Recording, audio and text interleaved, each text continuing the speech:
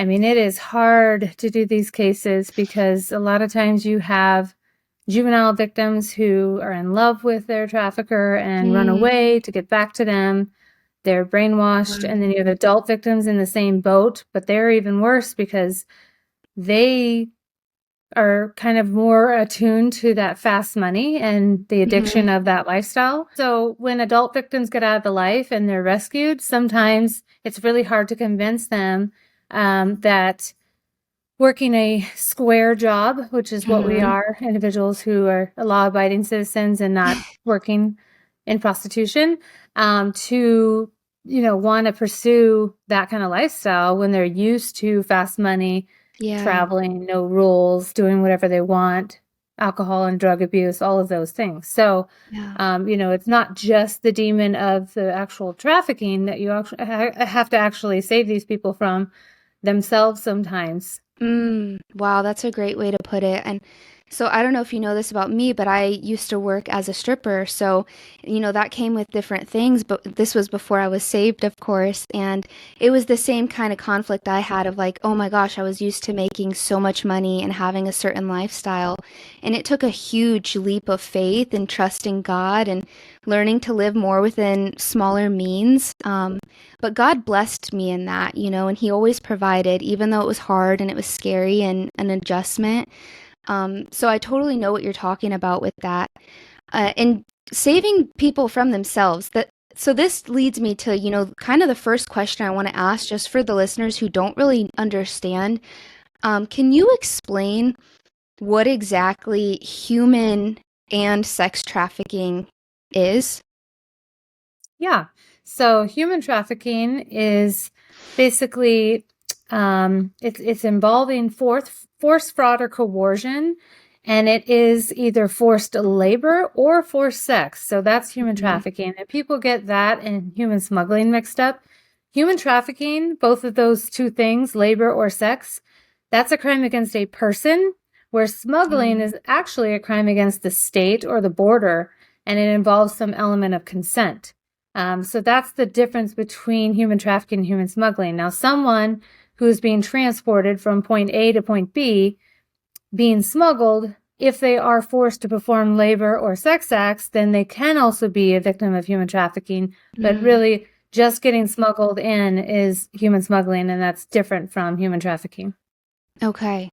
And now, okay, so I have, maybe this is a controversial question, maybe not, I don't know. Is this why like the borders are a good thing? Like, would this make the borders a good, because I know, when Trump was talking about building the wall and the borders, like he was very demonized for this, but then later on in learning more about sex trafficking, and human trafficking, I started to wonder if maybe the borders weren't actually a good like protective mechanism against this. So the borders have many functions. My experience is only from probably equal to yours. I was an inner city law enforcement officer, so I don't really know all the ins and outs of the border, but that's definitely part of, U.S. citizenship, the Constitution, upholding, laws of this land here, Mm-hmm. and all of the dynamics of elections and voting and paying taxes, in addition to crimes like drug trafficking, human trafficking, all of those things, illegal arms trade. People who are deported are coming back. They shouldn't be allowed back in the country. They were kicked out. That's the purpose of the borders. Mm-hmm. As far as my experience, I'm sure there's definitely a lot more to the border and all the ins and outs and the rules to that, but it's a concerning thing right now, the status of the border. Um, Yeah. there's also, issues of brothels and things coming to light, Yes. and doing investigations in brothels where we need Spanish speaking officers and Spanish speaking undercovers and all those things. From my experience being an inner city law enforcement officer, there are brothels, there are illegal massage parlors, with individuals who are brought here from other countries and those Yeah. kind of things that we would investigate, but we don't focus on the border. That's the um, Yeah. HSI and the Border Patrol people. Okay. Yeah. No, that makes sense. Um, and it's crazy, like you bring up brothels. I remember this was a couple of years ago when I was still working. as an exotic dancer, I traveled to Spain and I met this girl while I was traveling who, we had this layover in London where we ended up talking for like, 12 hours. And she ended up telling me that that's where she worked. She worked at a brothel in Texas. And I had no idea that that stuff even like really existed, slash, like you said, saving these women from themselves. Like she was like choosing this lifestyle because she didn't, believe or know that she could do anything more or better with her life. And it was just so sad the way she described it, like the way the women would line up, and a guy would come in and he would, choose whoever to go have sexual relations with. And like that was her life, like in this like underground, dark, scary kind of environment. And I remember that just kind of shaking me to my core and realizing that those things like really exist. So I can talk about, the other countries, the border and all that, but so much of it is existing like right here, in America, just on our own doing. Yeah, so definitely there's some misconceptions about the consent or sex workers or the people who are in the life. And it's also a hard thing for juries to understand. So like when I do a presentation or a podcast, I have an ulterior motive. I'm trying to reach potential jurors because I want you all to understand that this may be a situation where the victim doesn't even know that they're a victim. Hmm. And they are not, they don't know the federal definition of human trafficking involves force, fraud, or coercion, and what coercion and fraud are, and how it happens to them. They may not even realize. They're not lining up to say, hey, Detective Chance, please come talk to me. We have to go find them. And typically when we're finding them, it's a negative issue with them being caught for something. The one thing I Hmm. can tell you is that law enforcement, and I have a unique perspective with this because I've been doing this almost 14 years. Well, before I retired, I did almost 14 years. I'm still in it. So technically we're on 16, 17 years. Basically, a victim could be walking freely down the side of the road with a phone in their hand. And I'm trying to tell a jury that they're a victim and that they're trapped and not free to leave. And that's really hard for them to make that connection that they're not free Hmm. to leave. And part of why they're not free to leave is because of the force, fraud, or coercion. They've been threatened. They've Hmm. been physically assaulted. They're scared that their family members are going to get hurt by this trafficker. Yeah. One of the main things I learned in my career is that a trafficker is the most reliable person you will ever meet. They threaten to beat you up, they're going to beat you up. If they threaten to take you to your mom's house, point a gun at the house, and depending on how they feel at that moment, they're going to choose to fire at your mom's house or not. They're going to get you in the car, they're going to take you to your mom's house, and they're going to point that gun. Because Hmm. all they have is making victims believe that what they say is going to happen. And that whole part of this situation, in combination with the threats and the violence, all of that is why these victims are not free to leave and they are Yeah. trapped. And so it's super important for juries, judges, prosecutors, and even detectives who are working these investigations to understand all of that. Yeah, like that's what makes them the human trafficking victim versus somebody who's willingly participating in just the line of sex work. Yeah, so for example, I had an investigation involving a juvenile. She was 16 when she disclosed that this trafficker was pimping her out. She had spent 5 months in placement in child welfare, and leading up to her disclosing, we were able to still backtrack, find evidence, corroborate her story, and submit 11 counts of charges against this guy. She actually testified against him on her 18th birthday.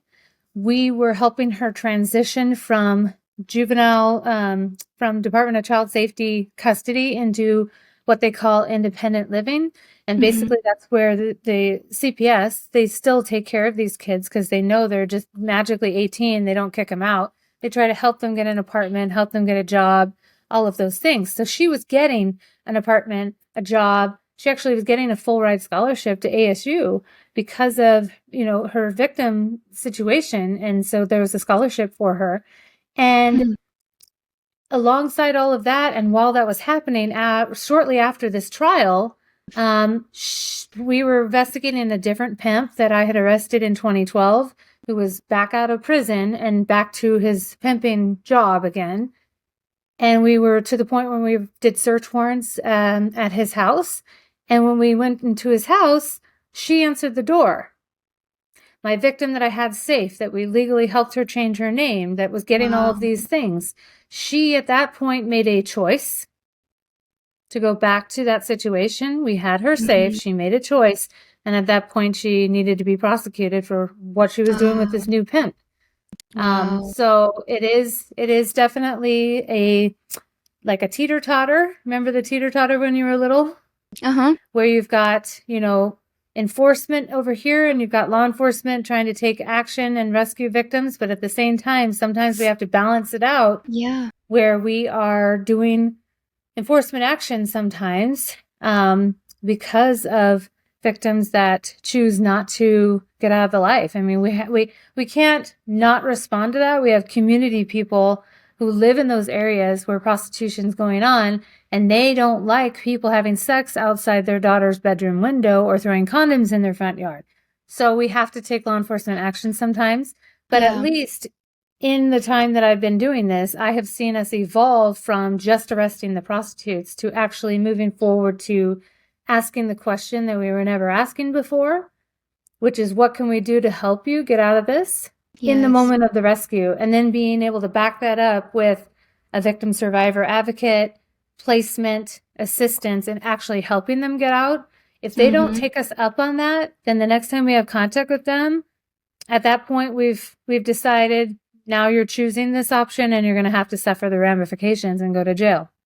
Yeah, like you said, it's that balance. That's something I did hear you guys talking about. The documentary, just for those who are listening, is called Yeah. Sex Trafficking in America, the Frontline PBS documentary.